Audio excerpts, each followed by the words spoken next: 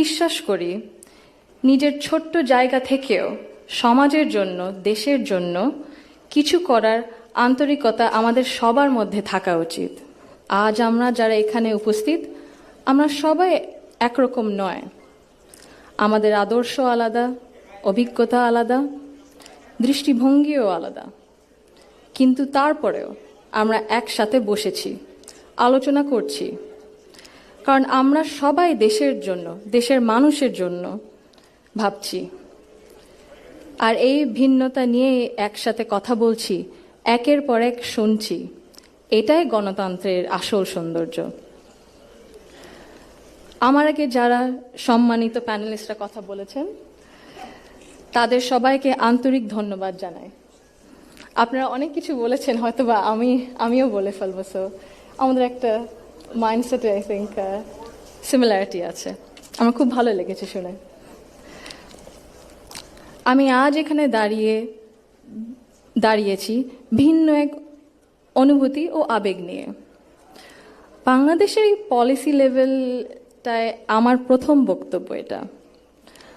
আমি এমন কেউ নয় যার কাছে সব প্রশ্নের উত্তর আছে বা সব সমস্যার সমাধান জানা আছে। তবু আমি বিশ্বাস করি নিজের ছোট্ট জায়গা থেকেও সমাজের জন্য, দেশের জন্য কিছু করার আন্তরিকতা আমাদের সবার মধ্যে থাকা উচিত। আজ আমি এসেছি শুধু শুনতে, শিখতে এবং একসাথে কাজ করার মনোভাব নিয়ে এগিয়ে যেতে। Today's dialogue is about women shaping the nation. But before we speak about shaping the future, we must be honest about the everyday lives, reality shaping women's lives in Bangladesh.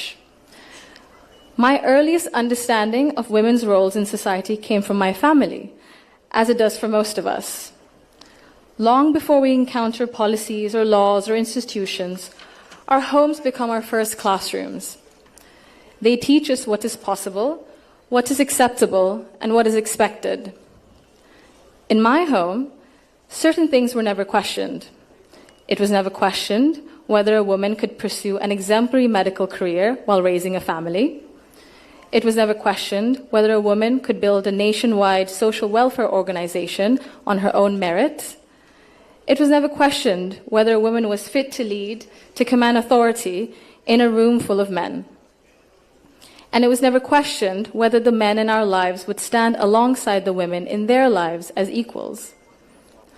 My mother continued to excel professionally as a cardiologist in government hospitals, often in patriarchal settings, because she had encouragement and support at home to balance both career and family.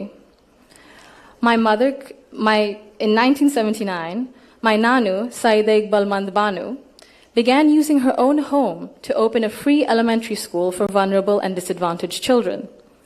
What began as a personal act of care grew into one of the earliest NGOs in Bangladesh, Shurubhi, creating meaningful and lasting change in young people's lives. The belief that women's dignity must be recognized both privately and publicly was also reflected in my grandparents' lives and leadership beyond her.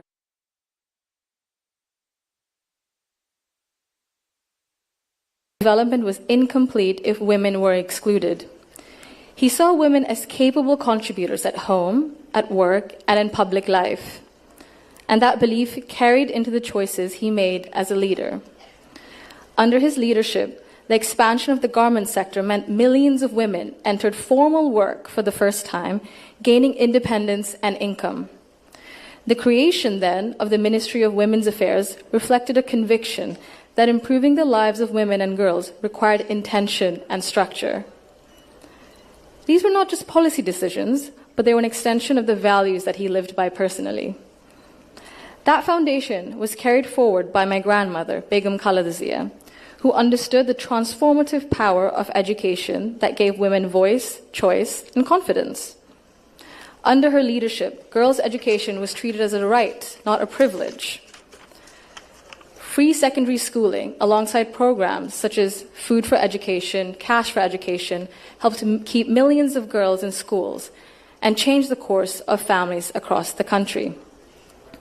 Her female secondary school assistance project achieved gender parity for the first time in secondary education and became a model replicated beyond Bangladesh. আমি যদি একটু সময় নিয়ে actually একটা ঘটনা মনে এসেছে দাদুর ব্যাপারে এটা বলতে বলতে দাদু যখন আমাদের সাথে লন্ডনে ছিলেন গত বছর প্রথমের দিকে উনি যখন এসেছিলেন তখন হাসপাতালে ছিলেন কিছু চিকিৎসার জন্য ওখানে বিভিন্ন দেশ থেকে নার্স ছিল ডাক্তার ছিলেন এবং একটি নার্স ছিলেন নাইজেরিয়া ওয়েস্ট আফ্রিকাতে আম্মা আব্বা একদিন দাদুকে সকাল সকাল দেখতে গেছিল তো নার্স তারপরে বললেছে যে ও আমি তো আপনার মাকে চিনেছি আম্মু আব্বু বললো কিভাবে আপনার মাই প্রথম ইলেক্টেড প্রাইম মিনিস্টার বাংলাদেশের না আম্মু আব্বু তো অবাক হ্যাঁ আপনি কিভাবে জানেন তো নার্স তারপরে বললো যে আপনাদের যে উনি যে এত কিছু করেছেন এই মেয়েদের শিক্ষার জন্য specially primary education food for education cash for education এগুলো আমাদের সরকার ওই ৩৫-৩০ বছর আগে দেখে ইমপ্লিমেন্ট করেছিল আর ওই কারণে লক্ষ লক্ষ মেয়েরা গ্রাম অঞ্চলে ওদের দেশে গ্রাম অঞ্চলে বিভিন্ন জায়গা সদরে এখনো শিক্ষা পাচ্ছে অন্তত প্রাইমারি এডুকেশন লেভেলে সো ভাবলাম একটু শেয়ার যদি করি এখানেই করবো আপনাদের সাথে জি She also understood that education alone was not enough if women were not supported to remain in public and economic life. Supporting women to access credit, build livelihoods, and grow small businesses mattered. So did recognizing the realities of motherhood, of childcare, and that required systems being strengthened around maternity leave and childcare, which she did. That is because women were made to choose between family and participation in the economy. For me, these legacies show the values that I saw both reflected at home and in public. I was privileged to grow up surrounded by exceptional women, confident, capable, and accomplished. I was equally fortunate to have male role models, including my father and my grandfather, who valued those women and never felt threatened by their strength or ambition. In fact, the four most important people in my father's life, in my opinion, have been women for decades. And he has treated them with deep respect and reverence, not as an exception, but as the norm. Because of this, I grew up with what I now recognize was a skewed understanding of society. Living between Bangladesh and the UK taught me something important. Policies and access alone do not create equality.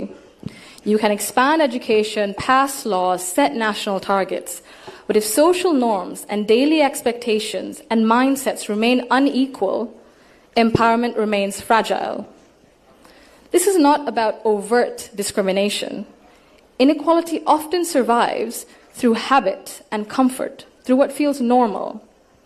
In Bangladesh, women still perform around 85% of unpaid household and care work, spending over 7 times as many hours as men on this labor each day. This work is valued at 19% of our GDP and remains largely invisible in economic planning and national decision-making. This makes something very clear. Gender equality is not a women's issue, it is an economic and national issue.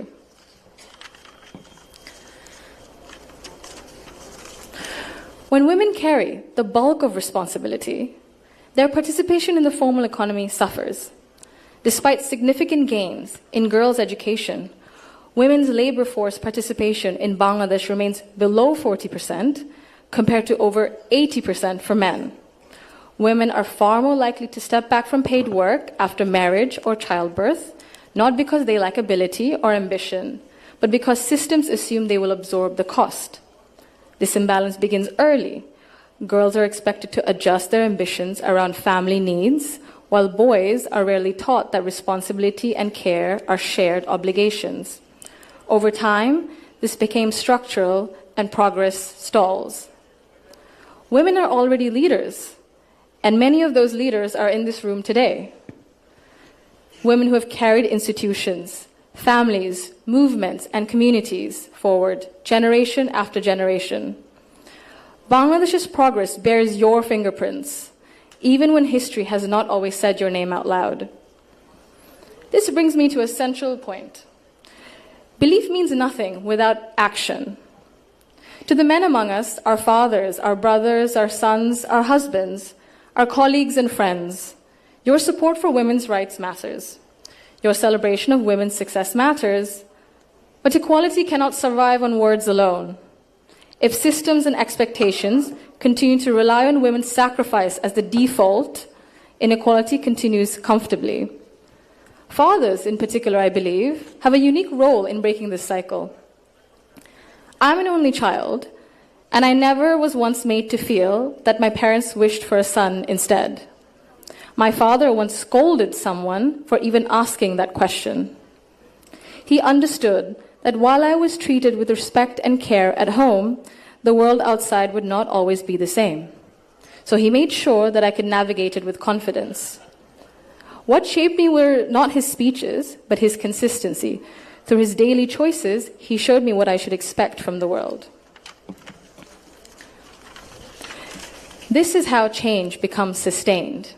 When men confront in our lives, in our homes, unconscious bias honestly and model their behavior through respect and action, they create space for women, not just to survive, but to thrive. In Bangladesh, the cost of inaction is visible. Girls' dropout rates sharply rise during adolescence. Women in public life, in leadership, face harsher judgment. In Bangladesh alone, there's a statistic that 78% of women have faced harassment online, primarily from Facebook. Education and opportunity collapse if inequality at home and in mindset remains untouched. And for a country facing climate change, economic and political transition, demographic pressure, Bangladesh cannot afford to sideline half its population through exhaustion and social expectation. When women are welcomed rather than sidelined, they do not only change their own lives, they change the future of their families and the future of the nation. If Bangladesh wants real progress, not symbolic success stories, but sustained national development, then empowerment cannot stop only at classrooms, only in offices or policies. They must reach our homes,